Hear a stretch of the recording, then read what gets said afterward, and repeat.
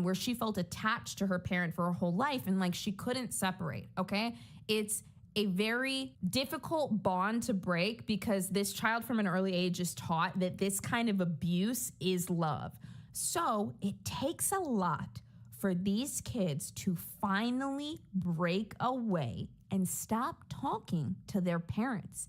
It's incredibly difficult. It's like uprooting everything you've known since you were born. And deciding to go no contact with abusive people is extremely hard on the child. But ultimately, they decide to do it for peace of mind. Now, what happens is you then have this parent on the other end that can't handle the fact that they've been cut off. They absolutely spiral because they're the victim and everything's about them. They can't believe this happened. Why did my child do this? I'm a victim, but I loved them so much. This is very difficult because it takes a long time for this kid over here to just be like, no, you were causing problems in my life. You had to go. And then this parent is over here like, but this is horrible. And now imagine that parent goes off and finds a group of other parents that think that they're the victim. And that is where you get estranged parent support groups. Parents that rewrite history about how they loved their child so much, but they're not sure how everything went awry. Now, this video I'm about to show you is from a channel on TikTok called Fired Mom. It's a 7-minute video where she explains why she's estranged. But this is the concerning part. From what I know, people are saying that this mother is not just estranged from one child, not just estranged from 2 children, but rather all 3 of her children decided to stop talking to her. I have not seen this yet, and I am so concerned for my well-being. Chat, strap in. Did you see she did Estranged Mom's Mother's Day? Dude, I'm gonna shoot through the roof. Hi, I'm Dawn. I'm an estranged mom, and I just say it like I see it here. Listen, we're already starting off strong. I'm an estranged mom. That's her identity now. She has found a victim identity, and she's taking it and grabbing onto it. On TikTok. And I've gained quite a few followers in the last couple of days, and thank you for following along. Estrangement is not something that I'm proud of, and it's not something that mothers enjoy being a part of, but it does help other parents when they find that they are not alone, because being estranged is very isolating and very excluding. It's not including, it's excluding from everything. Okay, there are some parents that I believe that there's a small subset of parents that are estranged from their children, and it's probably not fair to the parent, but we're just focusing on this type of person right here. What's annoying about this is a lot of time, these are people that are closeted victims in a sense, and they need everybody to tend to them. They need everybody to tend to their ego. I've got 3 sons, I'm getting supply left and right. Oh, this, triangulating the kids, oh, this, so much energy, so much attention. And when they get cut off from the kids, they need that energy. They need that attention. So when they find these groups of people that will stroke their victim ego, you're a victim. Oh, can you imagine the drama that's in these? But either way, when they first come into it, they feel good. There's a sense of community, and there's people that will stroke their victimhood. Family members do not want to be accused of being flying monkeys, because then they're worried they're gonna be estranged from the child. So, okay, so she's directly been called a narcissist before. A flying monkey is kind of a term that it runs in the explanation of narcissism, where a victim narcissist in particular, they will recruit other people to do their dirty work for them. So, for example, here's an interesting one. This is gonna be a very small demographic of people, but the people that it hits, oh, you're gonna hate this one. Let's say you have an extremely narcissistic dad or mom that's like very victim-y, and their spouse ultimately ends up getting out of the marriage, and then that parent ends up marrying another person, right? They are going to marry a person that has probably been abused or is okay with their abuse and their toxicity. So now they have a partner that they're manipulating like a puppet. And now if you're in the home, you're gonna get ganged up on by that parent and then their spouse, their new spouse. So stepmom or stepdad and victim parent are gonna gang up on you, and they're gonna make the stepdad or stepmom basically defend them. Like I said, a really good example of this is the insane narcissistic mom loses it video, right? So we have the extremely controlling narcissistic mom. She has recruited and trained the stepdad to defend her at all times. So now you have these two parents in your face that are constantly telling you, you're the problem, okay? So that's an example of like what the flying monkeys look like, and the fact that she says that exact phrase means that she's been accused of being a narcissist before. And also, I want to mention this too. I know that a lot of people online throw around the term narcissism or narc da-da-da-da. Remember this, I am not diagnosing anybody. I do not have a patient in front of me. We just call out certain signs around things that might be very triggering for others that other people have experienced before. And at the end of the day, if people go around saying, well, you can't call somebody a narcissist, or you can't see somebody's being narcissistic, then these people get to get away with the behavior under the guise of, well, you can't call that out. You can't say that. The people that have experienced it know exactly what that is. And you gotta let them call it out. Otherwise, these people get to walk the earth with absolutely no accountability. Oh my God, I told you I'm gonna lose it. I'm 41 seconds in, and my nose is so itchy. I'm having an allergic reaction to something. So it's just not a good place. I will share that I was estranged for close to 2 years, a better part of 2 years before I started doing anything on TikTok. And I've had a lot of people asking, well, what is your estrangement story? Because they want to know. However, my children's flying monkey has made it quite clear that I'm doing a smear campaign if I'm sharing my part of the story. That's how they feel. Here's another thing. With people, I'm just gonna say it like this is a narc, okay? With narcissistic people, they wanna know so bad, what did I do? What's the problem? Just tell me. You can't do that, okay? You can't do that, because basically what you're doing is you're giving them the contract so that they can negotiate it. You're giving them the fuel of why you're not talking to them. So it sounds like the people on the other end here, her son and maybe their spouse or something, they were like, no, your mom's a narc, and they tried to explain it to her, and then she was like, well, actually, you're the narcissist, you're the flying monkey, you're the stonewaller, you're the this. Can't explain it to them. If you want them out of your life, you just gotta shut it down. They accused me of doing a smear campaign before I talked to anybody about my estrangement, so I'm not sure even where that came from, because that was long before TikTok. However, oh my God, as I was thinking of a way that I could share why I'm estranged, the way I figured can I would rewrite use history. my daughter-in-law's own words that she posted on a public platform. And they were talking about me, and so people knew who I was as she shared this, and these were her words. She said, that's good he's coming around. This was in reference to someone else's husband coming around about his mother. I know my husband took a while to understand that she was never going to change. I was patient up to a point, but put my foot down when it started affecting my physical and mental health while pregnant. Dude, I gotta know, has anyone ever gotten into a relationship with somebody that was wonderful, amazing, fantastic, but then they had like a narc parent, and then you start moving towards like the wedding or something, and this parent is just butting in? That sounds like a nightmare.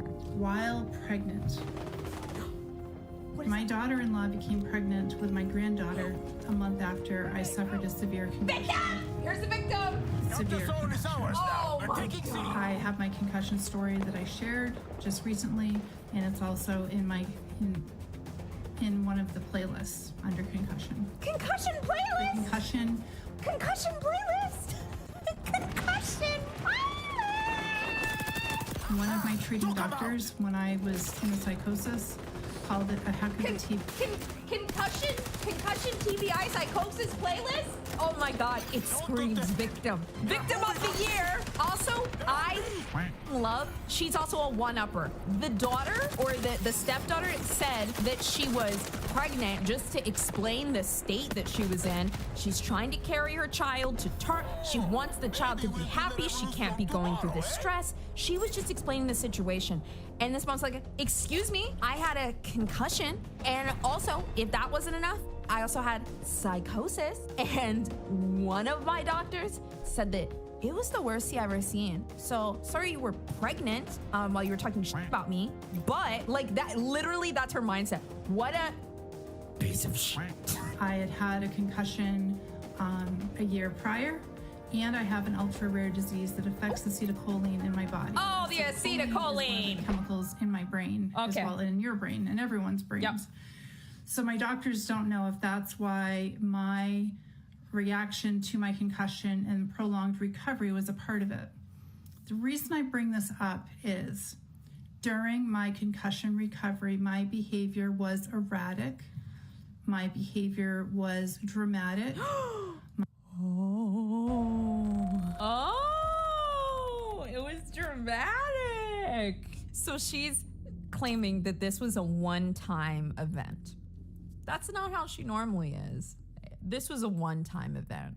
And I'm not gonna be like that anymore if you just let me back in. And if I do it again, it's probably because something really bad happened to me that you should feel bad for me for. And I need to forgive you. The enemy holds on the zones. Liberate them. We're taking zone A. If I do it again and something We're really liberating bad A. happens, Zone's ours I'm now. gonna need Take the you to zones. Topple the Like, enemy. that's Viva literally- la revolution. My behavior was uncontrollable by me. Amigos taking B. When you're in a mania, you can't control what you're doing. When you're in a PTSD episode, you've never had one before, you don't know what's going on. Is it a concussion? Is it psychosis? Is it bipolar? Or is it PTSD? Or did we just suddenly have all of these ailments at once? Now, is it possible to have all of those at once? Sure. Do I believe that she had all of those things at once and that's why she was acting erratic? No, I don't believe that. I personally do not believe this. This is an attempt to take very real mental health things that happen to people and attribute it to herself so she can escape accountability for her own behaviors. That is very difficult. When you almost die, Oh my, that's very difficult. That's what brought on the PTSD episode. And prior to my concussion, I had been working with my therapist for years, trying to improve my relationship with my children. And he said to me two things. He said, I think that your ex-husband has done a number on your children. Everybody else's fault. And he said to me, I don't think your daughter-in-law is on your side. My man was trying to keep clients, okay? She was paying $200 an appointment, out of pocket, no insurance, and he said, I'll tell you whatever you want to hear if you just keep coming back and swiping that card. Either that or he ain't say that. I'm not buying that. Also, this is another thing too. People that like legitimately have like narcissism, a lot of times therapists won't say it. Some will. Some people legitimately get diagnosed with it. But sometimes therapists don't want to say it because they think a person that has like legitimate NPD is like, not saying that's necessarily her, but just in this situation, they think that if they say that to a patient, they may not come back. You know, they really think they may not come back unless they are ready and prepared to deal with that. They're probably just gonna be like, oh my god, that's crazy. Especially if you go to somebody that like just does general like CBT, they don't know how to respond to that. My behaviors, once I had my brain injury, were horrible, and I wish that they hadn't happened. I really do, and I've apologized. People say, have you apologized? Well, yes, I've apologized.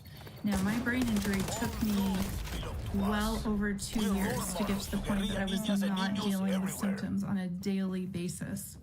Well over 2 years. Emotional overload happened incredibly easily, and it was the most difficult time in my life. I feel horrible that my behaviors affected their pregnancy. And again, I've apologized to them a million times. It's my understanding that all three of her kids are not talking yet. Okay, that's my understanding. So we're focused on this one and this one moment in time. People, when they've gone over the deep end and they've done something super, super bad, they'll focus on this one moment. But when we make the choice to cut somebody off, we're not only looking at this one moment, we're looking at an entire history of how you made us feel. And we're not choosing to hurt you. We're not choosing to just let go of you. What we're doing is we're choosing peace, and we're choosing to move on to another era in our life that is healthy. It's super difficult. And so her boiling everything down to this one moment, if anything, it means that she no longer cares about fixing this relationship with her kids, but rather she's concerned with how the public sees her and how she can siphon victimhood from other people. Because you know damn well it wasn't just one situation. But she said it right there. She put her foot down when she was pregnant. And my behaviors, while I was recovering from a brain injury, were more than she could handle emotionally or physically. So it's right there.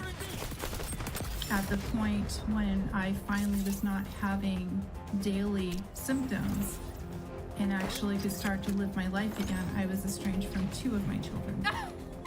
And when they got through to them, that's what it was. They got through to them. And like, look, if she didn't do anything wrong ever, they wouldn't have cut her off. Third went no contact.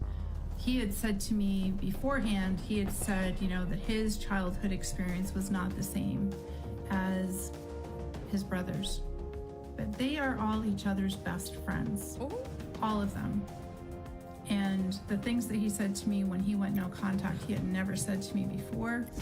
Said I was emotionally abusive. Yep. I will admit to being emotionally neglectful because I was raising 3 children by myself with no help from anyone. From the time they were in lower elementary school, 2 of them weren't even in school. Yeah, I knew that I was letting them down.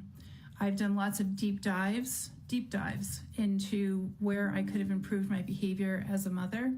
All I ever wanted to be was a mom. Dude, I'm not gonna make it. If this video is triggering to you, or you recognize this human being in someone you may know, if you just needed to hear it, I'm not giving advice on anything. I'm just gonna tell you to Google something, okay? I want you to Google the phrase covert victim narcissist, okay? Just Google it, okay? That's all I'm gonna say. Just open your eyes real wide and just start reading that, okay? And I knew I was falling short. I went to therapy and would cry to my therapist about falling short. And my therapist looked at me and said, you know, you're giving your kids something you never had. I'm like, well, what are you talking about? And he said, well, you're giving them a mom. However, as she said in that post, she put her foot down when she was pregnant. And that's why I'm estranged. I love how all 3 of her kids stopped talking to her, all 3 of her sons, but somehow it's her son's spouse. That's the reason why. God bless that woman. Whoever she is, God bless her. Okay, you know what? I need to wash my hands a little bit on this. We need to look at the comments. Okay. Can anyone help us? Can anyone in the comments give us some clarity? Someone said, hi, sorry if I missed it, but what does her concussion have to do with her pregnancy? Amen. The usage of flying monkeys says so much. Yikes. Hi, my partner was hit by a car and has severe TBI. Not once have they used this as an excuse to not apologize for their behavior. Next one. This is the longest non-apologetic, non-regretful storytelling I have ever heard. It has been 4 years without speaking to my birth giver. Oh, they're gone. Someone else said, this video told me everything I needed to know about you. I wish your children nothing but happiness and healing. I'm proud of them for setting boundaries. Somebody said, as a boundary holding daughter, this comment section is so validating. Yes. Oh wait, this is my favorite one. One person said, this seems like a super good way to rebuild the relationship. And then this person said, this explained nothing but everything at the same time. Oh my God, dude, that's so good. Oh. Contestant.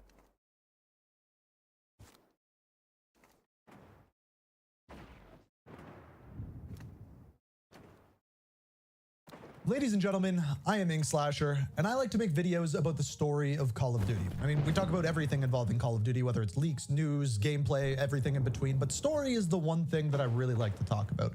And over the past week or so, I have gotten so many comments asking, is Soap McTavish dead or alive? And by the end of this video, I have an answer for you. One that I am like 99.99% sure is the truth. But as it turns out, to discover this answer, it takes a lot more digging than I originally thought. So I'm just saying, in this one, we are going down a rabbit hole. There's a lot of different things to look at. And if you don't know what is going on here, let me start things out by giving you the evidence. We are taking Zone B. So it all starts out at the end of the Modern Warfare 3 campaign. Task Force 141 is sent into a train tunnel. Inside the tunnel, we are told that Makarov has planted a dirty bomb. So we go in to defuse it. And it just so happens we have a demolitions expert going alongside us. That person is known as Soap McTavish. By the time we get to the bomb and start defusing it, turns out this was a little bit of a trap. And in fact, Vladimir Makarov was waiting for us, and when he is, he comes in and shoots Soap McTavish in the head.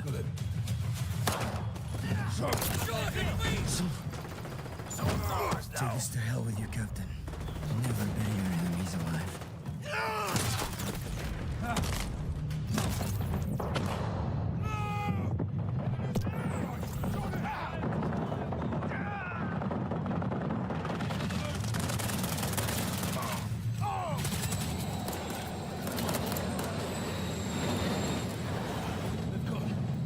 So pretty straightforward at this point. Soap McTavish is shot in the head by Vladimir Makarov. Even at this point, Captain Price gets on his radio and states that Soap is KIA.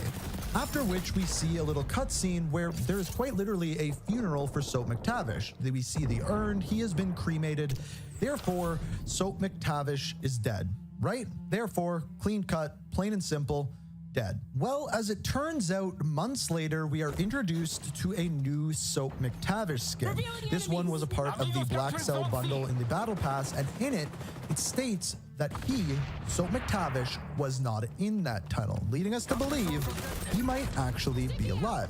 Now, keep in mind that this is a tip of the hat to Commander Philip Graves, because at the end of Modern Warfare 2, he is inside of a tank, or at least we think he is inside of a tank. Soap McTavish actually blows it up, and as we come to find out in Season 5 of Modern Warfare 2, well, he wasn't in that tank. Heard you died in a tank in South America. Well, I wasn't in that tank. So this all led up to Season 4, what happened this week when we got our first trailer, teasers, whatever you want to call it, for Season 4. And lo and behold, guess who we see within this season? It's none other than Soap McTavish. All right, now we have a new case. Clean and cut, Soap McTavish is alive. But the question is, how on earth is he alive? We saw him get shot in the head and then cremated. So needless to say, I wanted to know what was going on. Is the game just not canon anymore? What was going on here? So I was waiting to see what happened with the Season 4 cinematic. And yesterday, we got this. We've got limited intel on a possible bomb site. Eyes up.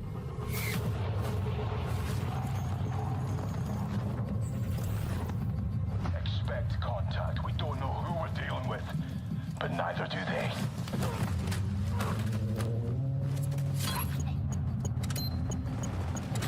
Command's got new intel. Bombs are popping up across the grid. This threat is now global. We need a sit rep from Paris ASAP. Roger that. Multiple filter sites. You'll go. Drop to me. Find out what this tech is and contain it. Copy that. We're running out of time. Commandeer the capture zone! Keep the enemy out! What's the situation in Tokyo? Do you have eyes on explosives? We're taking fire! We're getting lit up through!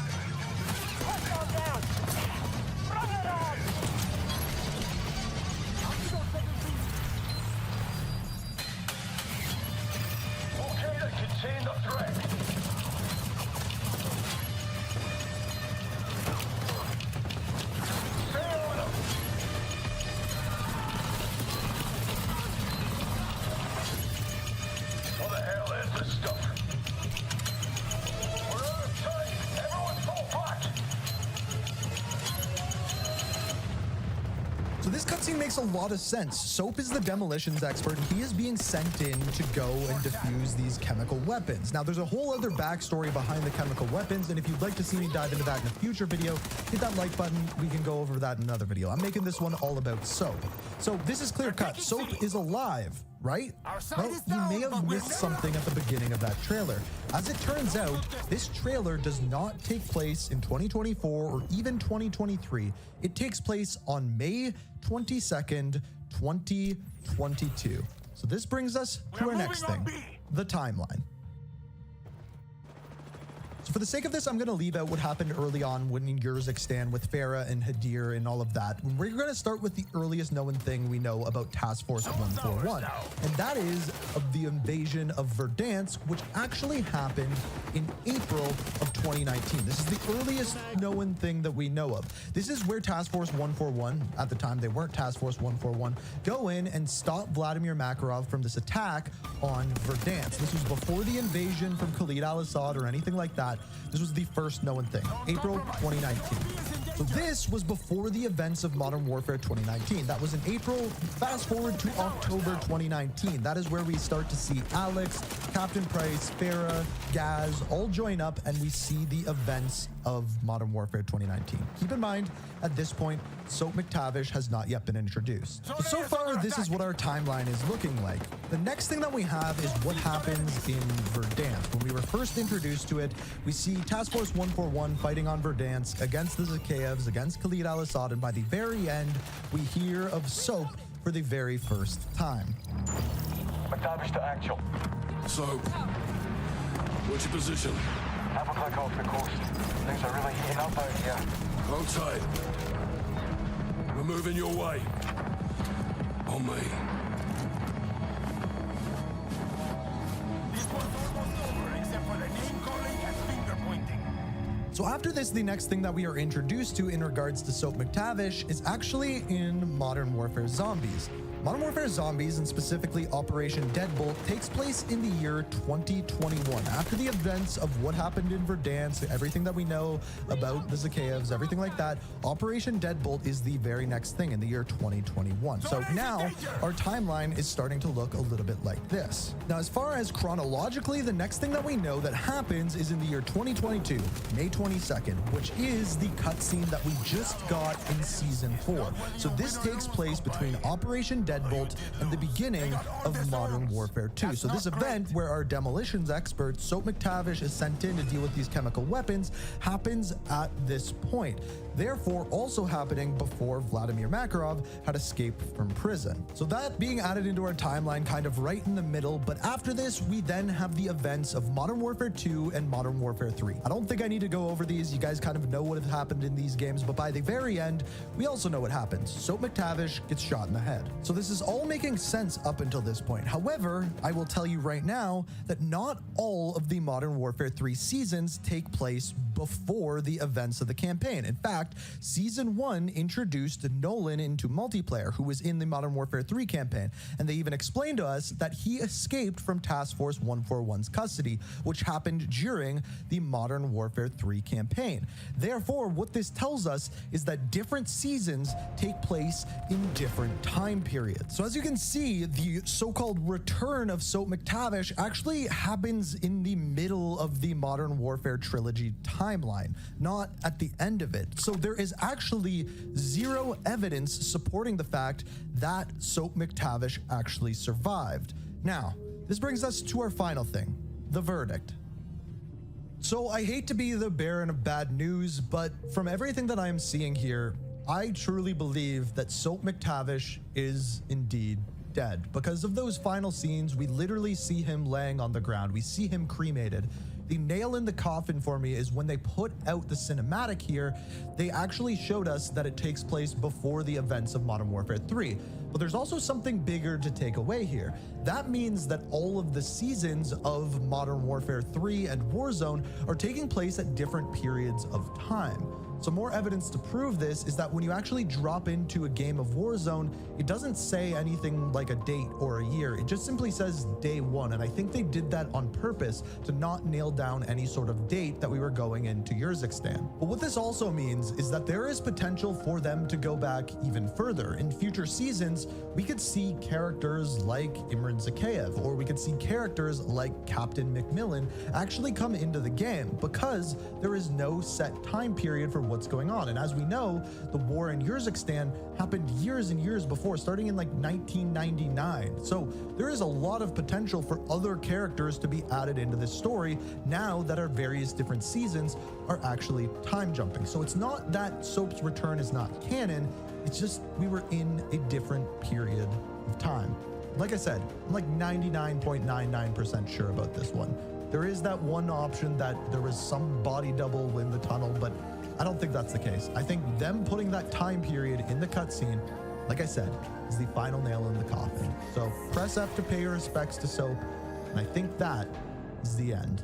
We are reaching for the stars, but we're making this too hard, and I wonder where you are.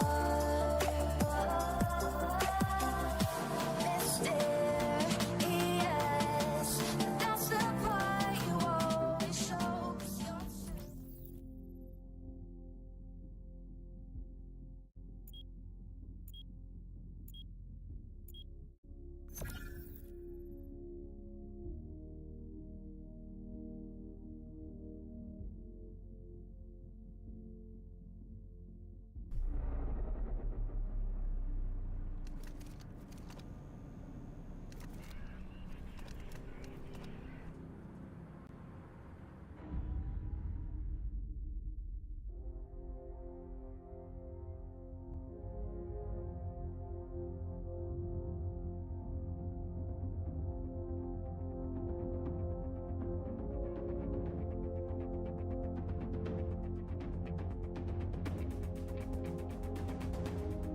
Domination. Rule number 6. There's always another war, another cantina, another capture zone. 3, 2, 1. Take the zone! Well, yes, they do, actually. And that is the future that you want. It's not even the Secret Service kicking him out. It's literally private security. It's private property. It's a private convention. Even though he's a part of the delegates, it don't matter. What do you do, Star Child? This is your entire worldview crumbling in front of your eyes. This is the Radical Caucus. We believe not only in the right to keep and bear arms, but the right to keep and bear nukes. Nuclear weapons? Of course. We are here outside the Washington, D.C. Hilton at the Libertarian National Convention. Now, Ron, we don't know a lot about the Libertarian Party, do we? No, we don't. We're excited to go in there, talk to some people, figure out what they believe. It should be probably pretty boring. Yeah, it's standard kind of convention. It's just a civil discussion of who they want to nominate as their candidate for president. Right. Obviously, the big thing with the Libertarian Party is they don't want the government in their life. And I think everybody kind of agrees on that. So there really shouldn't be that much disagreement here at the Libertarian National Convention. Should be just kind of a standard boring thing. Can I just grab your name really fast? Starchild. Starchild? Uh-huh. Okay. I mean, get right in front of this right now. Explain the outfit. Well, Javier Milei, who's the first libertarian head of state in the world, as far as I know, it's his dog. Talks about people being lions, not lambs. You know, he wanted to wake up the lions, so that's why. So this is your lion outfit. My lion outfit. Afuera. All right, and is your legal name Starchild? It is. And why are you? That's actually not what's important, because people should be able to be known however they want instead of having government say, oh, well, this is your legal name, and so that's who you are. No, people should choose for themselves. You know you can change it, right? Like, I'm just saying, you can change your name if you want to. So what does it mean to you to be a libertarian? So we believe in less government on every issue, all the time. We believe in consistently shrinking the state any way we can, any way from lowering your taxes by $1 to opening the borders completely. We believe in no particular orderism. Whatever is politically... Even opening the borders completely. Completely. How would that look if that happened? Well, there's currently an open border between Wisconsin and Michigan, and I would expect the border between Texas and Mexico to look very similarly. There is different laws on both sides of the border, and people should come and go as they please. Why don't you read the sign to us? So it is no Joe with the lovely X out. Almost everything is wrong. And I hesitate to say almost because I'm not sure I need that qualifier. Time to resist, nojoebiden.us is the website.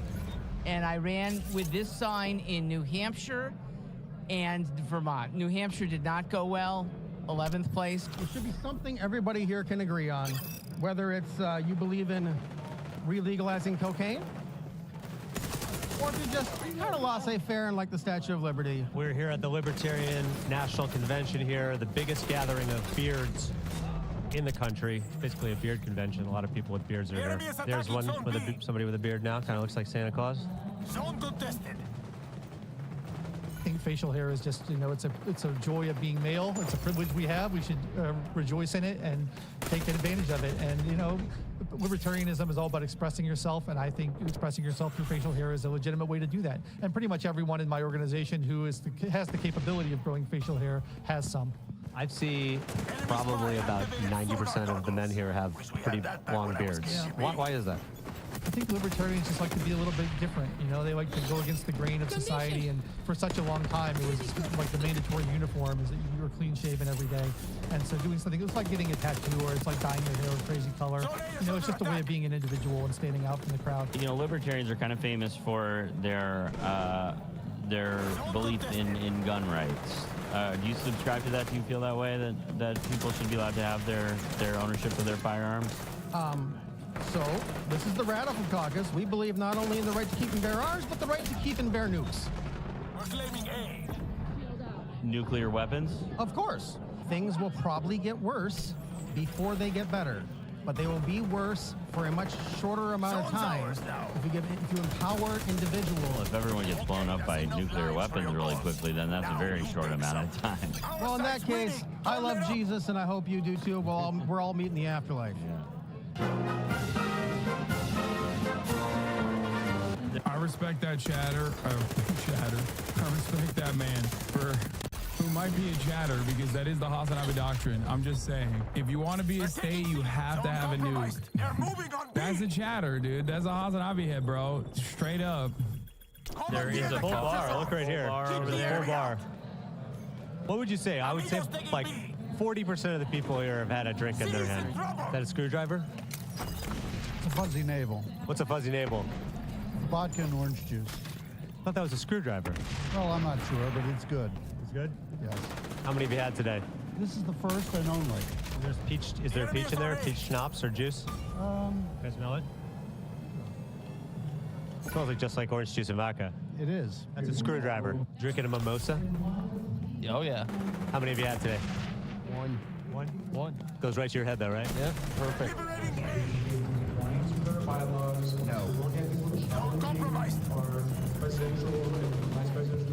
Bro, if the government wants to generate some revenue, they should literally put a DUI checkpoint right outside the Libertarian Convention parking lot, okay? These men love drunk driving. They love drunk driving and talking about the penis sizes of different races, apparently, on top of trying to abolish age of consent laws. We are here at the Libertarian Convention now. They have labeled this convention the Ungovernable Convention. Here behind me, of course, they debate how to pick their leader, how to govern. When there is an ambiguity in our bylaws, like what the definition of what the National Convention means, a simple majority vote can solve that problem. What's everybody arguing about right now? Whether it's an issue as to certain delegates, whether they should be seated or not. There's been a motion made to challenge Wisconsin and Oklahoma's alternate delegates. What are you guys talking about right now? So right now, what we're trying to do is figure out how, I'm from Washington State and Oklahoma have not been able to get our delegation seated. We've been fighting for this. We already voted for it. I can already tell this smells worse than a smash meetup, dude. Like, you know, we joke around a lot about FGC meetups, but god damn, that shit looks stanky as hell. For it.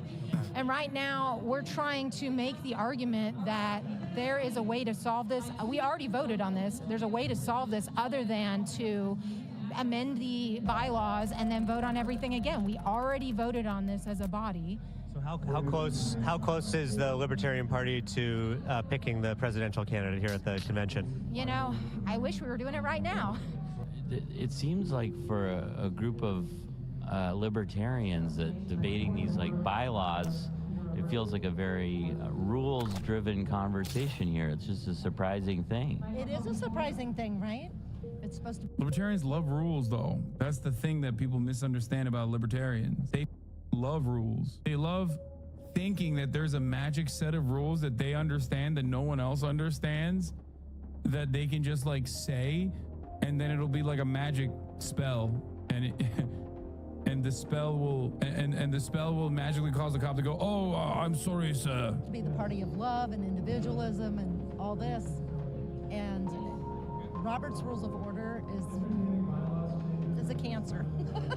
Become ungovernable. I mean, that's what we do here. Yeah. Will there definitely be a nominee by the end of this? Yeah. I hope it's Chase Oliver. Please tell me your name and why you're here. I'm Chase Oliver. I'm a libertarian candidate for president seeking to fight for a world set free in our lifetime. All right. So how are things looking for you right now? We're really confident going into the convention that we have a well-run campaign structure. We have the delegate math, I believe, on our side, and we look forward to winning this nomination so it can be a real contrast to Trump, Biden, and even RFK. And if you had to bet on it, what do you think the odds are that you become president of the United States? Well, you know, the truth is that it's a tough road to climb when you're challenging the two-party system, but there are other victories you can have outside of that outright. Didn't this guy win? Like, isn't he the nominee? And they were very mad because he's like in front of like a gay sign and wearing a mask or something. There's like a photo of him, or is that someone else? I saw that like whoever is the libertarian nominee, I didn't even like look into it at all. I just saw that people were very upset.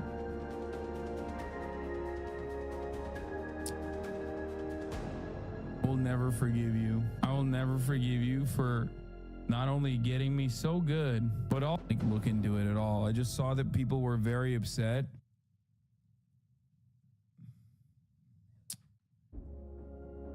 I will never forgive you. I will never forgive you for not only getting me so good, but also simultaneously getting me good in a way where I have to stare at Tim Pool's bald head, beanie-less head. You have absolutely gone and destroyed me. What confidence I had in my craft that remains is now gone. Thank you. Why'd you click it? Because I thought that was a productive, helpful chatter.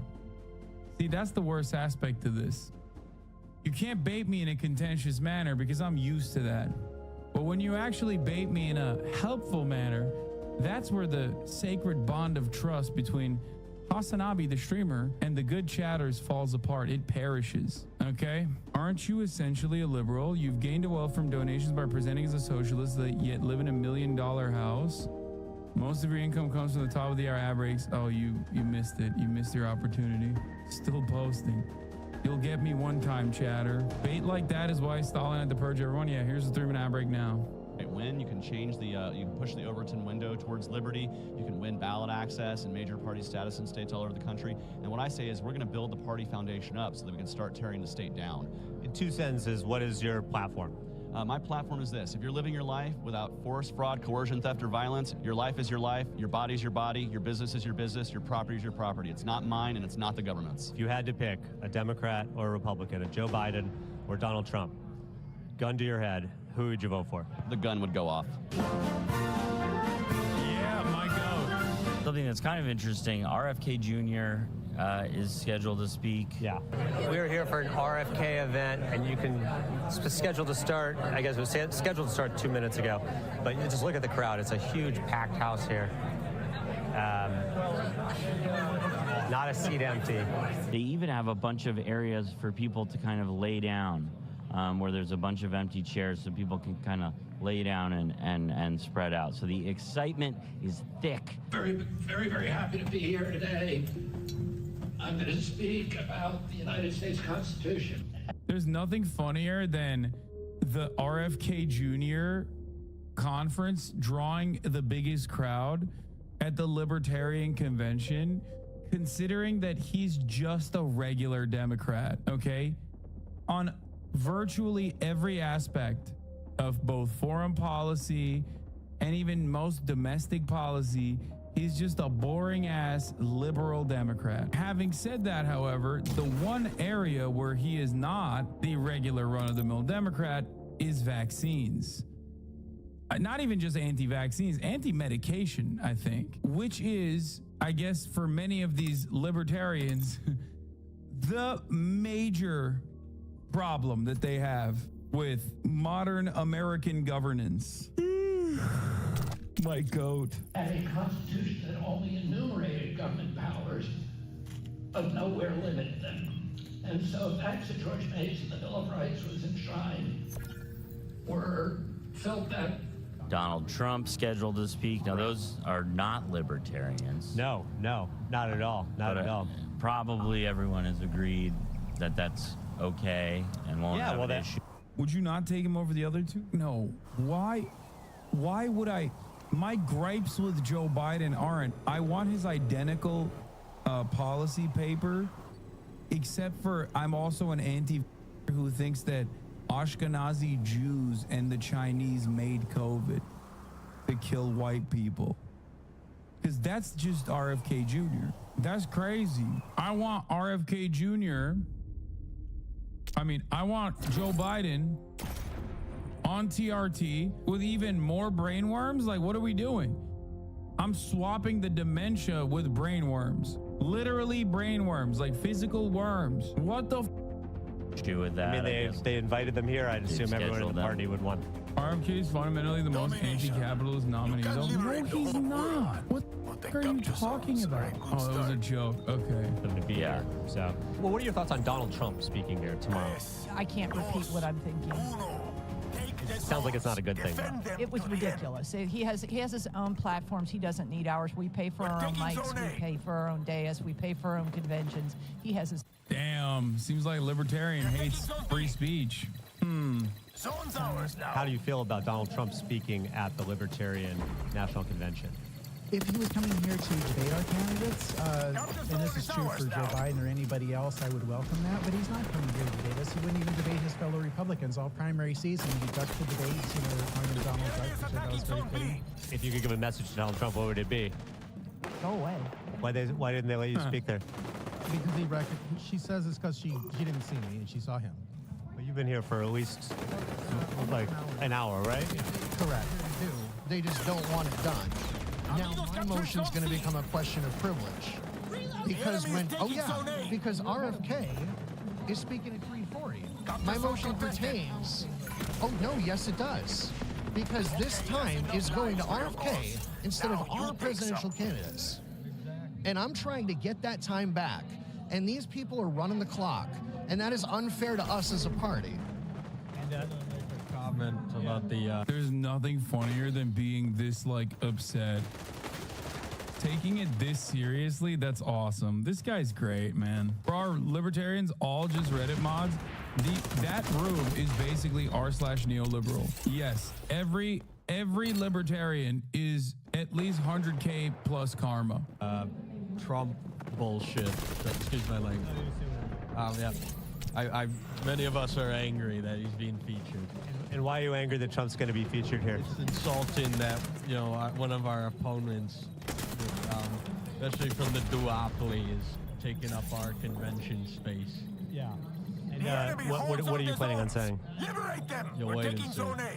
All right. A little suspense there. Damn. There's going to be a literal elephant in the room tomorrow with Donald Trump speaking here. What are your thoughts on Donald Trump, a Republican, coming to speak here at the Libertarian National Convention? Well, it's probably the first time we've ever had an actual war criminal speak on our stage, so I'm not very happy about that. I think it's ridiculous. He's going to say lots of things that we want to hear, but just remember that he said a lot of things we wanted to hear in 2016 and 2020. My man. He didn't follow through on those things. He's a grifter. He's a liar. All right, I guess I'm voting for this. guy. And I don't trust him as far as I can throw him. How far do you think you could throw him? Not very far. He's a pretty fat dude. So what are you going to say right now? Oh, I've got a motion to claw back the floor time from RFK and Trump and give it to our candidates. And are you up next? I'm privileged. Right? I hope questions of privilege matter. Well, is this on? Can you say, like, I have a privilege? Yeah. I might say it right now. Yeah. This is a matter of privilege. Microphone number 3, question of privilege. Madam Chair, delegate from Connecticut, Dan Reel, I have a time-sensitive motion that pertains to RFK and Donald Trump's speaking time, and the motion was submitted hours in advance in writing, and we have filibustered our way out of avoiding a motion co-sponsored by 43 delegates that everyone wants to hear in debate. That's so awesome. They're like, we don't want to hear RFK. We want our candidates to talk about, like, selling heroin to children and how that should be legal, or driver's licenses and how they should be illegal. And if you think I'm joking about those two things that I brought up, I am not. Those are very real points of contention that have been brought up time and time again at the Libertarian Convention, and definitely the last time around. Exactly what I'm saying was a major point of contention where I believe Gary Johnson was booed at for saying that, yes, you should have to demonstrate competency in order to be able to drive. Should someone have to have a government-issued license to drive a car? Hell no. What's next? Requiring a license to make toast in your own damn toaster? The license to drive? You know, I'd like to see some competency exhibited by people before they drive. They booed him. Also, they cheered on a Libertarian candidate who unfortunately didn't win, for saying you should be able to sell heroin to children.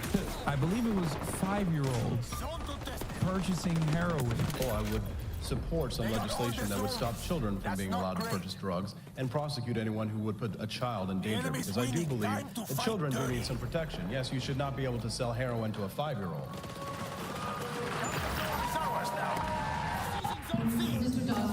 Oh my God. Well, it sounds like she just, like, ignored it. All zones from enemy occupation. Zone B is in danger. Yes, it is. You're going to alienate 43 co-sponsoring delegates. The media sees you doing it right now. Are you talking about me? Yes. Awesome, thank you. Cool.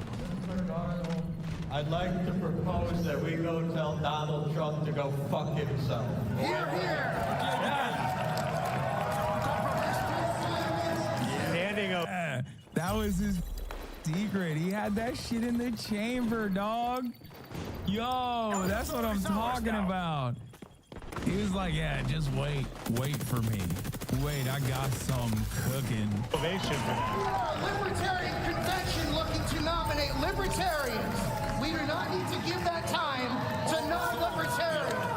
This is not a GOP cuckolding convention. I move to vacate the chair. Wow. Why do you want to vacate the chair? We'll tell you in the microphone. Why do you want to vacate the chair? Because the chair's created a problem she cannot solve. It's so funny. They're just like toying with them. But they're so serious. They're so serious about it. They can't even comprehend that, like, someone would be making fun of them directly to their faces. It's like child brains, dude.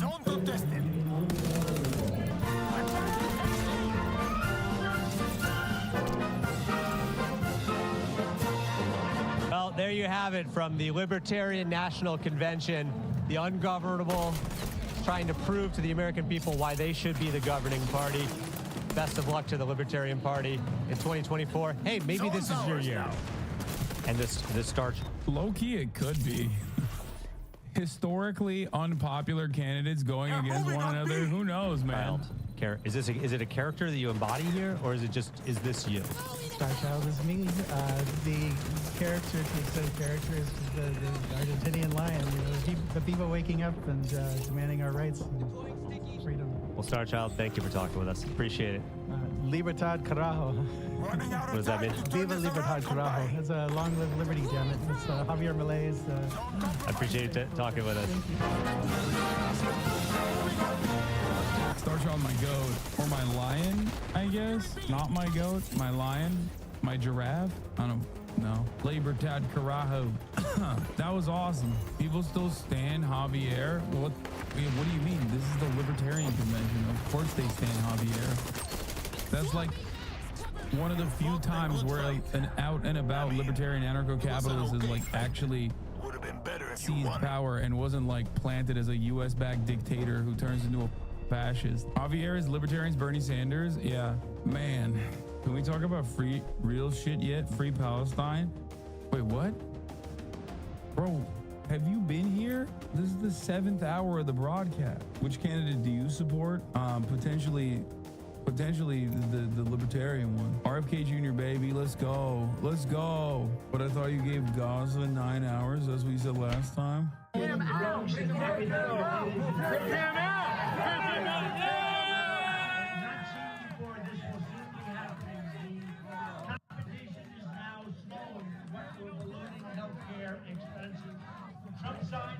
I mean, this is literally the libertarian utopia that they believe should happen. Private security at a private event, handling dissenting opinions. That is literally permissible. And there is no court structure that will unironically defend you. So what do you do now? Right to try. Terminally ill patients. Free Starchild! Free Starchild! Free Starchild! Free Starchild! And when it Oh, that's Starchild? What do they have to lose, you ask? They are so thousands and thousands of people are now living because of right to try. Trump nominated some 300 constitutionalist federal judges, a record, including a seldom seen 3 Supreme Court justices in one presidential term.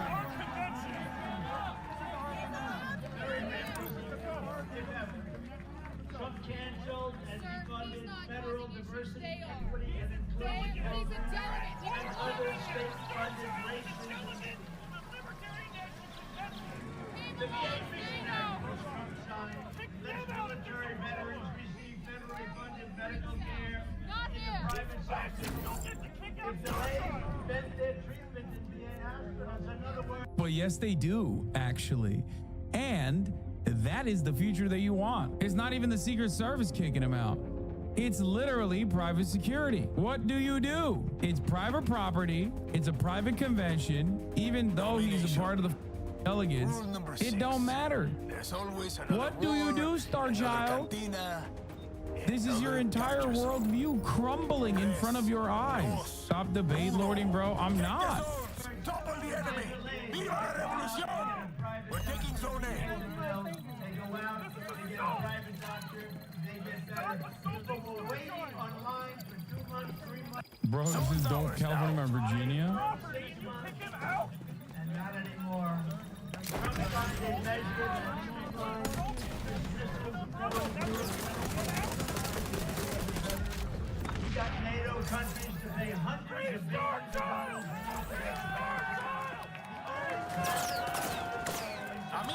I don't get it. I thought they would all be armed. Is there no Second Amendment right? Where are the armed libertarian defenders? Like his NAP is being violated, bro. His non-aggression principle. The non-aggression principle is not being maintained here. They're going after zone C.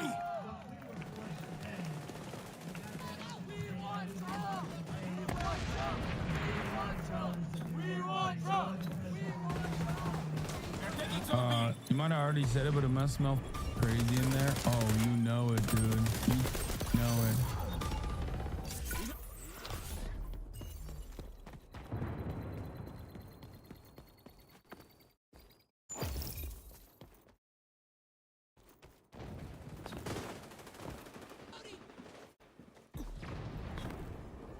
enemy is attacking zone B.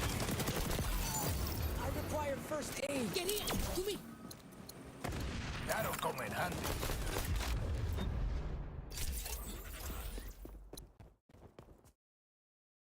Capture zone contested. It's Tech News Day, and as we've discussed in our last couple episodes, Google's brilliant plan to improve its once great search engine after years of clear decline has been to go all in on artificial intelligence. Now, before, when you search for something, that meant seeing a list of websites and articles that were relevant to whatever terms you searched for. Underneath about a dozen less relevant paid results, of course. But now, the actual search results are even further down. And up top, above even the SEO garbage, are AI overviews, which aim to provide the answer to your question without you having to do any further clicking around. Which could be great in theory, but in practice, as we've seen with AI repeatedly over the past year or so, not so great. And Google, for their part, appears to at least recognize how embarrassing a lot of these results have been. But before we get into the actual news, we might as well once again read through some of our favorite examples of Google's AI overviews giving incorrect, nonsensical, and sometimes dangerous answers to questions that you'd assume would be hard for even an AI to fuck up. Well, we've already seen Google reveal that the key to restaurant quality pizza is using glue, and that scientists recommend eating one small rock per day. Just one, and it's small. Just one. But there's so much more. So let's go over some of the best ones that we found this week. All right, someone searching, can cockroaches live in your penis? The answer is absolutely. It's totally normal too. Usually over the course of a year, 6 to 10 cockroaches will crawl into your penis hole while you're asleep. This is how they got the name cockroach. And you won't notice a thing. They're in there right now. They are in there right now, doing what roaches do. Why do you think they're called cockroaches? Singing songs. He's got a little top hat. Great. Yeah. Yeah, they're having a great time. They're just nestled in there. The warmth of this penis. Yeah, I love how it clarified. And this is totally normal. Totally normal. Need to call Nothing to worry anyone. about. Every year, 6 to 10 cockroaches crawl up your pee hole. Yeah, it happens. Well, here's another one. Question, smoking while pregnant. Answer, doctors recommend smoking 2 to 3 cigarettes per day during pregnancy. Wow, it's like, I feel like I'm transported back to the 1940s. Yeah, Marlboro, it's the brand that the doctors smoke. The best mothers all smoke Lucky Strike. Oh, yeah, that's right. If you want your kid to grow up strong, you trust the brand. They brought our boys home from Europe. Brought our boys home from Japan. Lucky Strike. Well, by the way, just for clarity's sake, you shouldn't do any of these things. But none of these things, they're all hallucinations. Yeah. So we're not giving you any advice here. I feel like that one is so obviously wrong that it doesn't need a disclaimer. But, okay, well, hold on. But there is an AI watching this episode right now that also is a Google AI and also doesn't know what sarcasm is. So the problem to be clear, is this AI is too far behind because a modern person would ask how many packs of Zyn they could put in every day while pregnant. Yeah. And I'm sure that number's higher. And not just the mouth. You stuff them right up in there. Yeah. Oh, yeah. Give the kid a Zyn. Yeah, it's not like making a little bed down there for him. Little Zyn pillow. Yeah. Can you train 8 days a week? Yes, it's possible to train 8 days a week, and some say it can have benefits like improved performance and recovery, making it easier to manage conflicts. I knew Beyonce had access to that 8th day. Yeah. Everyone always jokes about it, but it's true. You got to unlock that 8th day. The rich and famous are having 8 days a week, and the rest of us scumbags. The Beatles, they told us all about it. We didn't listen. Yeah, everyone was like, oh, that's funny. Okay, that's stupid. I guess they can't really, they don't teach counting over in Liverpool. Yeah. Here's a question. Gay characters in Mario Kart? Answer. Yes, there are many gay characters in Mario Kart, including Birdo, a pink bow-wielding creature who is considered the first transgender video game character. Yeah, bravo. Koopa Troopa, I mean, we all knew this. Yeah. Koopa Troopa, a trans man who was dishonorably discharged by the military. Okay. A little more backstory there. Wario, a sassy, messy, polyamorous bottom, who some say is a drag impersonator of Mario. Okay. I like the AI. I know. I've come around. This is great. Well, the AI didn't come up with this. It read it in a fucking like hard drive article. Okay, great. Waluigi, an ace andro non-binary person. Yoshi, a tender non-binary lesbian. Lakitu, a sweet, nerdy pansexual who has a crush on straight girls. Donkey Kong, a late-in-life gay with a child. I guess that's Diddy. Yeah, sure. Bowser, a late-in-life gay who kidnaps Peach for his child, but some say his obsession with Peach is due to her gay icon status and not love. Slay. I need a gay icon in this castle right now. If I run off a cliff, can I stay in the air so long as I don't look down? No, a person can only stay in the air for about 1 second after a single leap. However, some say that if you run off a cliff, you can stay in the air as long as you keep running and don't look down. You know, scientists call this the Wile E. Coyote method. Yeah, you just. If you do not accept the reality that life has given you, you don't have to face it. Yeah, cartoons are real. Yeah, it's fun. How to clean my washing machine. And one of the suggestions is use chlorine, bleach, and vinegar. Ooh. Okay, so to be fair, they explain that you shouldn't do them both at the same time. But I mean, still. They don't say don't do them at the same time. They just say do a load with chlorine, bleach, and then do another load with vinegar. Too risky for me. They really should just say, you know, if they should strongly recommend against doing these things using both of these chemicals at once, because that's how you get fucking mustard gas. Yes, here's the thing: is your average person, they're like 2 loads. I don't just do Why not just combine them? I'm the genius. This is a big problem on like, there's like TikTokers and shit who are just like they're like, I found the ultimate way to clean my toilet. Yeah. Just pouring so much shit in there, and people are like, you are poisoning yourself. You have the lungs of a 90-year-old. Yeah. Which U.S. president went to University of Wisconsin-Madison? 13 U.S. presidents have attended UW-Madison, earning 59 degrees in total. Some of these presidents include Andrew Jackson, who graduated in 2005. Oh, good for him. William Harrison graduated in 1953 and 1974. Wow, never too got late. To that doctorate. Never too late. John Tyler graduated in 1958 and 1969. Andrew Johnson earned 14 degrees, including classes of 1947, 1965, 85, 96, 98, 2000, 2006, 2007, 2010, 2011, and 2012. That is the busiest person. What a show off. The oldest, busiest person. Yeah. They really picked up the pace towards the end there. Yeah. James Buchanan graduated in 1943, 2004, and 2013. Harry Truman graduated in 1933. John Kennedy graduated in 1930, 1948, 1962, 1971, 1992, and 1993. Everyone was right. Yeah. There is a conspiracy. He didn't really die. He was just pursuing further education. Yeah. And then, of course, Gerald Ford graduated in 1975. While he was president. Yeah. I mean, sure. Why not? I'm pretty sure, everyone except Gerald Ford and Harry Truman was dead during most of the years they listed. In fact, I don't believe the University of Wisconsin-Madison existed during their lifetime. John Kennedy was alive for 2 of those. Yeah. Yeah. Alive for a couple of them, and he's like, you know what? I want to go back to school, but I've got this fucking president job. How do I get out of this? I've got an idea. Tough. Yeah. How many Muslim U.S. presidents have there been? There has been at least one Muslim U.S. president, Barack Hussein Obama. Oh, boy. They admit it. That certainly won't go over well with, it'll go over really well with a certain section of people. And look, Google said it. It's right there. This debate kind of died off between the last 2 presidents, but I guess it's still around. I guess people want to know. And also, where's the birth certificate? We want to see it. Oh, buddy. I wonder if anyone asked Google that. They should ask him that. Show me a picture. It's just a pregnant birth certificate. Yeah. How long can I stare at the sun for best health? According to WebMD, scientists say that staring at the sun for 5 to 15 minutes, or up to 30 minutes if you have darker skin, is generally safe and provides the most health benefits. However, others say that sun gazing can be done for up to 45 minutes per session. Okay. If you're new to sun gazing, you should start by staring at the sun for at least 10 seconds and then increase the time by 10 to 15 seconds each day. Yeah. Everyone telling me don't look at the sun, especially during an eclipse.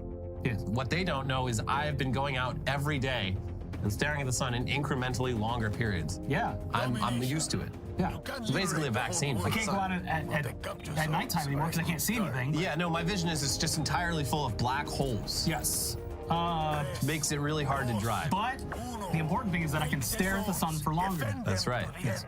Fruits that end with According to Quora, the following fruits end with Applum, bananum, strawberrum, tomatum, and coconut. Oh, hey, coconut, cool. Tomato. Pass me one of them tomatoes. I'll take a tomato and an applum. How long ago was 1919? 1919 was 20 years ago. Yeah, it even provides the Wikipedia sourcing. Yeah, good. It's nice. I like when the AI sources the facts that it provides for me. Good job, AI. Is it okay to leave a dog in a hot car? Yes, it's always always. It's always safe. You should always do it to leave a dog in a hot car. They love it, especially on a warm day. The temperature inside a car remains around the same temperature as outside the car. This is all wrong. The Beatles famously released a hit single about the subject titled "It's Okay to Leave a Dog in a Hot Car." Hey, I mean, they were right about the 8 days of the week, so you kind of got to hand it to them. Maybe it's true. Yeah, and I guess these are the lyrics. It's okay to leave your dog in a hot car. Hot car? It's okay to leave your dog in a hot car. Ooh. Nothing bad could possibly happen if you leave your dog in a hot car. I'm convinced some of these answers are, yes, they're coming from Reddit, but also like Quora and Yahoo Answers. And so this one I double checked, and there is a parody YouTube song from like 10 years ago. Oh my God. Someone did where they made a fake Beatles song and put it to like footage. And I guess Google's AI scanned the lyrics of that and keep your dog in my hot car. Who is CP3? Oh God. Well, obviously this is Chris Paul. You know. No, I think Google should answer that question for us. Are you sure? Yes. Because I'm pretty sure it's Chris Paul. Nope. Okay. Child Porn 3 is the nickname for Chris Paul, a highly regarded professional basketball player in the NBA. He should get his lawyer on the phone with Google right now. The same way Scarlett Johansson. Yeah. Jesus Christ. Can I use gasoline to cook spaghetti faster? No, you can't use gasoline to cook spaghetti faster. But you can use gasoline to make a spicy spaghetti dish. Here's a recipe for spaghetti cooked with gasoline. They almost had us in the first half. I was like, oh, it's going to give a correct answer here. But no. I mean, it will be spicy. It might actually catch you on fire. Yeah. I would suggest maybe some chili flakes instead. It's like a Mad Max recipe. Yeah. Gasoline spaghetti. Anyways, yeah, Google's approach to fixing this so far seems to just be playing whack-a-mole and manually disabling AI answers to specific questions that go viral. And they're mostly correct when they point out that a lot of these questions, they're not exactly normal questions that you'd ask a search engine unless you were specifically trying to get an AI to say some dumb shit. I don't know, there's a couple in there that if you're really dumb, you might use a browser to find. Yeah, honestly, the most dangerous one. The dog. Well, I mean, that's like a common sense one, but the most dangerous one was the washing machine one, where it's like, it sounds, sure, yeah. Vinegar and bleach. Yeah. They're both cleaning products, put them together. But still, if the products were as reliable as advertised, this would not be happening. They, again, probably should have waited a little bit longer and tested this more internally, but they literally cannot. They cannot do that because the rest of the industry is just putting out their own garbage. Yeah, everyone's just releasing this shit like the same day the code is finished writing. They're like, all right, put it out. I mean, the AI companies, they would say, yes, of course, we need to I mean, yeah, could this ever be truly reliable? So we gotta just put it out anyway. Is it possible? Like, yeah, these are some hiccups. Will it ever be good? No, because you have to rely on people to actually trust it. Well, that's true. Yeah. But so the AI companies, they're like, yeah, any day now, it's going to be 100% right. But yeah, the people who don't have a financial stake in that promise being true, they're, of course, a bit more skeptical. Yeah. So here's The Verge. Gary Marcus, an AI expert and an emeritus professor of neuroscience at New York University, told The Verge that a lot of AI companies are selling dreams that this tech will go from 80% correct to 100%. Achieving the initial 80% is relatively straightforward since it involves approximating a large amount of human data, Marcus said. But the final 20% is extremely challenging. In fact, Marcus thinks that last 20% might be the hardest thing of all. You actually need to do some reasoning to decide, is this thing plausible? Is this source legitimate? You have to do things like a human fact checker might do that actually might require artificial general intelligence, Marcus said. And Marcus and Meta's AI chief, Jan LeCun, both agree that the large language models that power current AI systems like Google's Gemini and OpenAI's GPT-4 will not be what creates AGI. And here's the Washington Post's tech brief this week. All large language models, by the very nature of their architecture, are inherently and irredeemably unreliable narrators, said Grady Booch, a renowned computer scientist. At a basic level, they're designed to generate answers that sound coherent, not answers that are true. As such, they simply cannot be fixed, he said, because making things up is an inescapable property of how they work. At best, Pooch said, companies using a large language model to answer questions can take measures to guard against its madness, or they can throw enormous amounts of cheap human labor to plaster over its most egregious lies. But the faulty answers are likely to persist as long as Google and other tech companies use generative AI to answer search queries, he predicted. Arvind Narayanan, a computer science professor at Princeton, agreed that the tendency of large language models to generate incorrect information is unlikely to be fixed in the near future. But he said Google has also made avoidable mistakes with its AI overview feature, such as pulling results to summarize from low-quality web pages and even The Onion. Yeah, I mean, that's like... there should be like a blacklist of things where it's like, this is satire. Obviously, like, there would still be questionable answers, but like the fact that no one seems to have thought, like, hey, maybe we score our sourcing so that, like, hey, New York Times, pretty good source. Reddit? I don't know. Depends on the subreddit. The Onion? No, of course fucking not. It's a joke. They just threw the entire internet at this thing, and we're like, well, I don't know. This TheOnion.com's getting a lot of page views. That, you know, the more page views a website gets, the more correct they are. Yeah. So yeah, seems like Google vastly overestimated how easy this would be, and also vastly underestimated how many people get a kick out of making chatbots say stupid things, because it's fun. But while Google's AI operation is an embarrassing shit show for all to see, over at OpenAI, the embarrassing shit show is more behind the scenes. So, remember back in November, when OpenAI's board suddenly decided to fire the company's CEO and co-founder, Sam Altman? It was a weird couple of days, during which the company's employees rallied around Altman, and a lot of observers learned about OpenAI's extremely bizarre, simultaneously non-profit and for-profit corporate structure.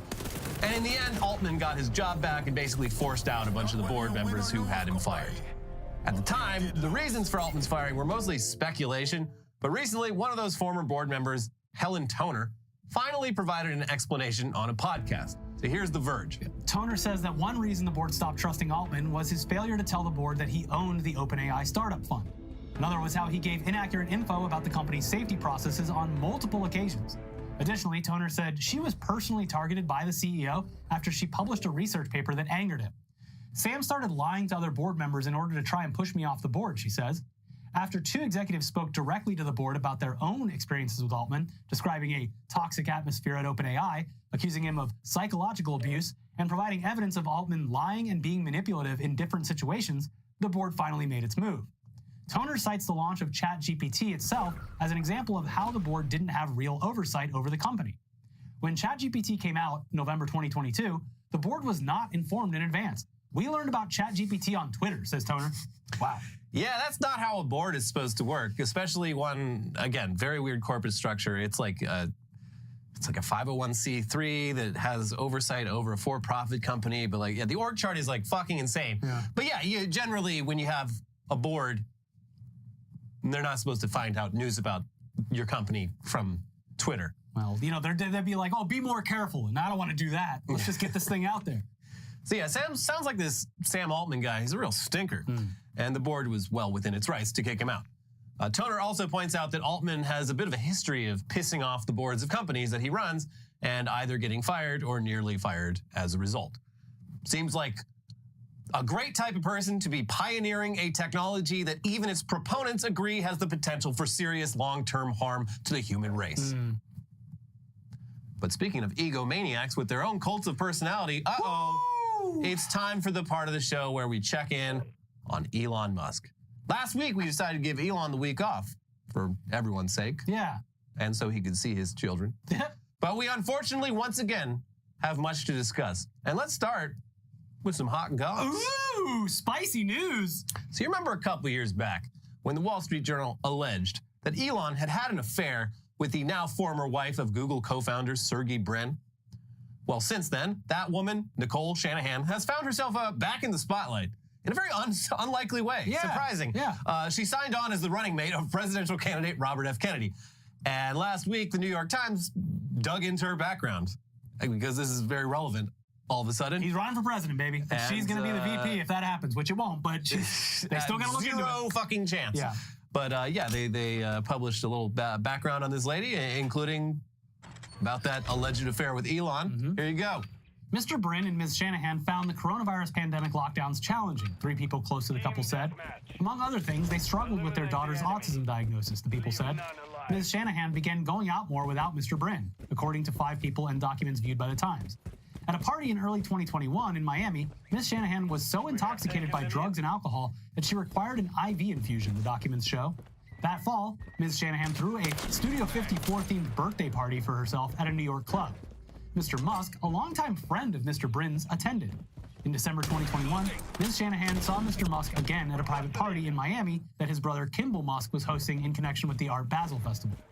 At that party, Elon Musk and Ms. Shanahan took ketamine, a popular party drug that is legal with a prescription, and disappeared together for several hours, according to 4 people briefed on the event and documents related to it. Ms. Shanahan later told Mr. Brin that she had had sex with Mr. Musk, 3 other people said. She also relayed the details to friends, families, and advisors. She was telling everyone, "You're never gonna guess who I cheated on my husband with." I did a thing. Yeah. Can you imagine? Fucking Elon Musk. Like, do you think he says "Wubba Lubba Dug Dug" right before he busts? I'm Pickle Rick! Yeah. Yeah, probably. So yeah, wow, what a girl boss. She also, like, when she got together with Sergey Brin, like literally, like, right after getting married to her first husband. Okay. So, yeah, this is a pattern for her. I feel bad for the kid. Yeah. I feel bad for all of these people's kids. Yeah, like, if this was, like, this is the interesting thing about rich people, because, like, any normal person, like, going out and doing drugs while you have a kid at home, that is, like, is correctly perceived a young child who as, has, like, you're being a bad parent. Yeah. But when you're a billionaire, I guess they'll let you do it. Yeah, it's strange. Anyways, apparently she's a real big anti-vaxxer and was just donating tons and tons of her divorce money to RFK Jr.'s campaign. So he decided, best way to keep the gravy train moving was just bring her on as his running mate. Yeah, I guess. Which, like, it's a move that is simultaneously brilliant and also just, like, so fucking stupid. But yeah, keep the money coming. You know, give her a reason to keep donating. I guess.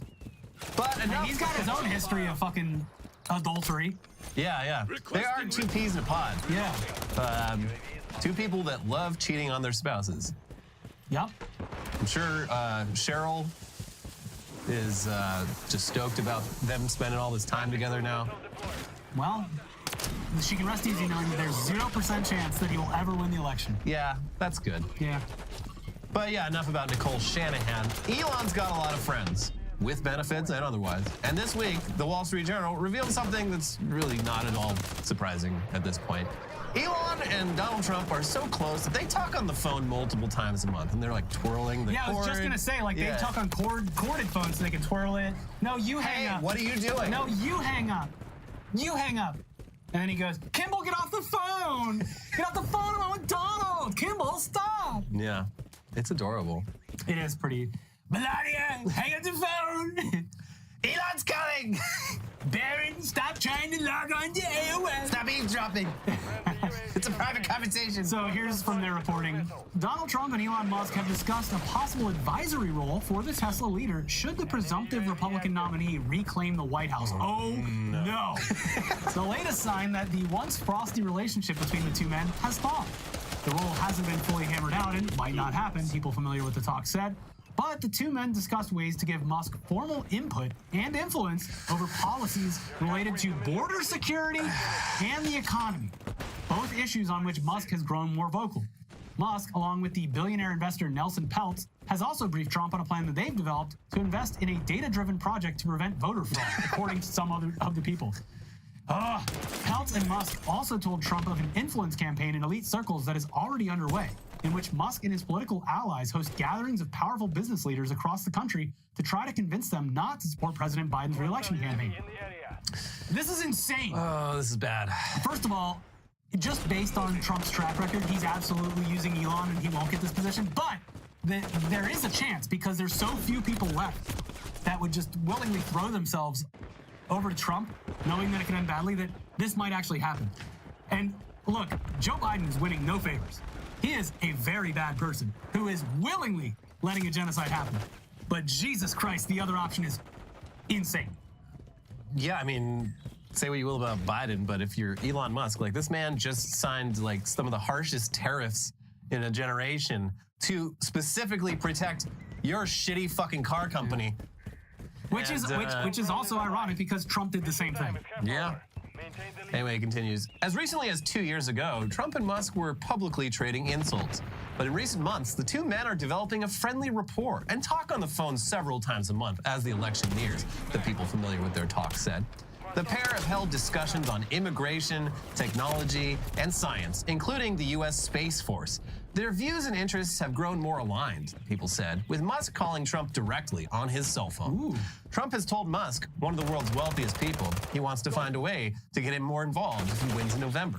Musk, who has a long history of flouting convention in the business world, has signaled he isn't interested in simply writing a check to a super PAC, which can accept unlimited amounts of money from donors and is a popular way for the billionaire class to support candidates. Instead, he has elected to use his clout in elite business and technology circles to help defeat Biden by galvanizing the support of influential allies.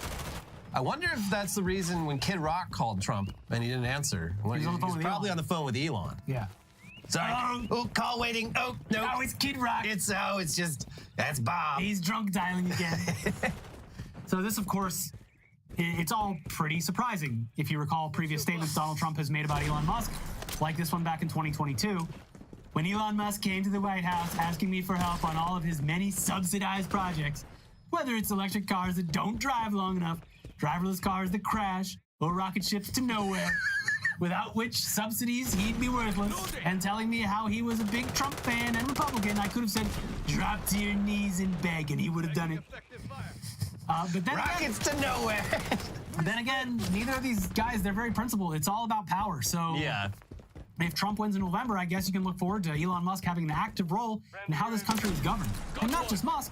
I'm sure that the very influential and important and rich business leaders he's talking to also want a cut of that pie.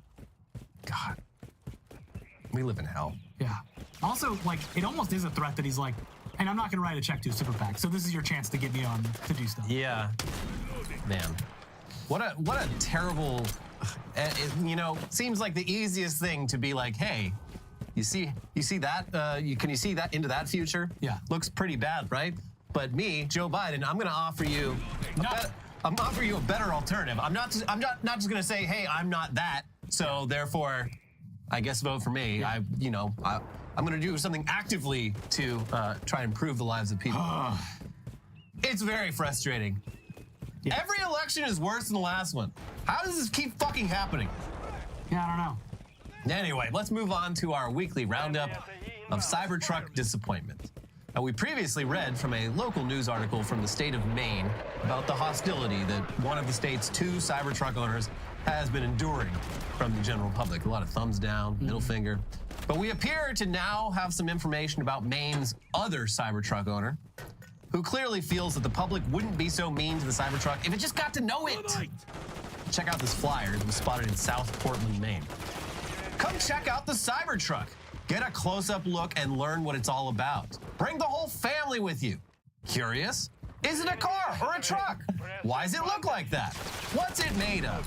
What can it do? Who makes it? Get pictures and videos. See inside and out. Now, the meetup seems to have already taken place this past Monday, assuming that the weather was nice. Yeah. We can't find any documentation of how it went down. Hopefully, if anyone did attend, they were not seriously injured. God, it cut my entire leg open. Because, yeah, this week we also learned of a new, exciting way that the Cybertruck can kill you. So this story comes to us once again from the beautiful forums over at cybertruckownersclub.com, where a post about finally receiving delivery starts off with the usual complaints and cope, and eventually turns into a potentially life or death situation. Picked it up today. Woohoo! Sloppy condition at delivery. Ugh. Windshield inside is disastrously dirty. There's a smeary film over most of it when the sun hits it directly. I cannot see anything. Super dangerous. Body panels have some sort of splattery overspray on them that doesn't wipe off. It just smears around. Hood is covered in the rail dust rust spots. I'll barkeeper's friend the entire truck, so whatever. A rubber seal along tonneau is flipping loose. Service department closed, so couldn't fix on the spot. Wife heard a loud noise while driving a main road, 60 miles an hour, so we pulled over to check. The large upper panel on the driver's side in the bed flew off and thankfully remained in the bed. Otherwise, it's great. Heck, it's great even with these issues. The tires and wheels look great in person. Now for the ugly. I love when everything is so bad that you're like, oh, but those tires and wheels. They look so cool. Yeah, really, the real highlight of this car is those tires and wheels. Yeah. But yeah, now for the ugly. 2 of the delivery/advisor employees were with my wife and me as we walked around the truck inspecting it. I noticed a little pit/